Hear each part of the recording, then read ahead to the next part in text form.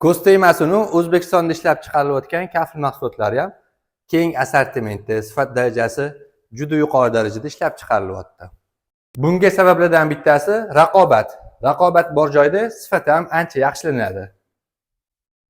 Ikkinchi sabablardan bittasi texnologiya. Bundan 10 yil, 15 yil oldin O'zbekistonda bitta, ikkita kafil ishlab chiqaradigan zavodlar bo'lardi.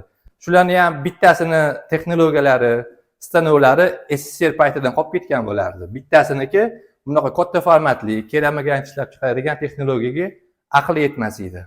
Sekin-sekinlik bilan O'zbekistonda zavodlar soni ko'payishni boshladi. Shunga yarasha raqobat ham kuchayib, kafil sifatlari dunyo darajasiga chiqishni boshladi.